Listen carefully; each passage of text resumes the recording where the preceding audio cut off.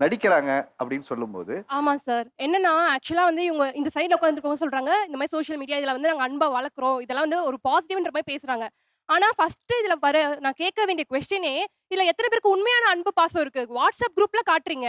அத தவிர்த்து ரியல்ல வந்து என்ன காட்டுறீங்க? நம்ம வந்து யாருமே உண்மையா கிடையாது சார் ஃபர்ஸ்ட்டு. ரியல் லைஃப்ல வந்து எல்லாருமே போட்டி, பொறாம, வஞ்சகம் இது எல்லாமே நிறைஞ்சது தான் சொந்தக்காரங்களுக்குள்ள அது மட்டும் தான் இருக்கு.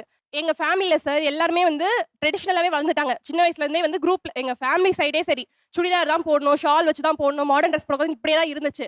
நான் ஒரு காலேஜ்க்கு போயிருக்கேன். ஒரு மாடர்ன் ட்ரெஸ் போடுறேன்னும்போது, ஃபர்ஸ்ட்டு என் குரூப்ல வந்து ஒரு கமெண்ட் வந்துச்சு. "என்ன இந்த பொண்ணு வந்து இப்படி போறா? நம்ம குடும்பத்துக்கு இதெல்லாம் ஆகுமா? இதெல்லாம் செட் ஆகுமா?" அப்படின்னு கொஸ்டின் பண்ணவங்க, இப்ப அவங்க பொண்ணு காலேஜ் வரும்போது அதே விஷயம் பண்றா. அவ விரும்புறத தான் செய்வா. எதுவுமே அப்பா சொல்றது, அம்மா சொல்றது, அவங்க சொல்றத தான் நம்ம செய்யணும் அப்படின்ற கேரக்டர் அவ கிடையாது. ஓகே. அது வந்து சொந்தக்காரங்க நெறைய பேருக்கு பிடிக்காது. நான் வளர்த்தது சரியில்ல.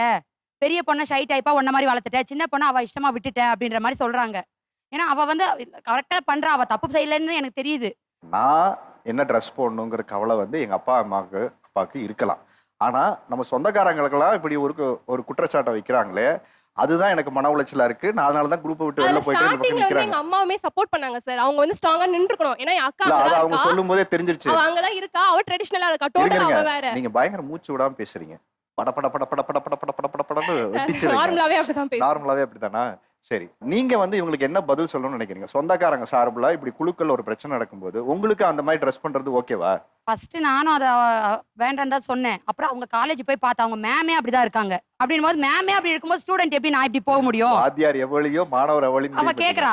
அப்ப அந்த கேள்விக்கு நம்மட்ட பதில் இல்ல. ஆ. நாம படிச்சது ஸ்கூலு. நம்ம பாவாடை தாவணியில வளர்ந்தவங்க. இப்ப இருக்கவங்க வந்து மேமே அப்படி வரும்போது ஸ்டூடண்ட் நாங்க இழுத்து போத்திட்டு, ஷால் போட்டுட்டு, ஆஃப் சாரி கட்டிட்டு போ முடியுமா?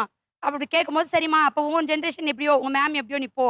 அப்படின்னு நான் விட்டுட்டேன். ஆனா எங்க இல்ல வீட்டுக்காரோட இத வந்து நீங்க உங்க சொந்தக்காரங்ககிட்ட சொன்னீங்களா? என் பொண்ணு இப்படி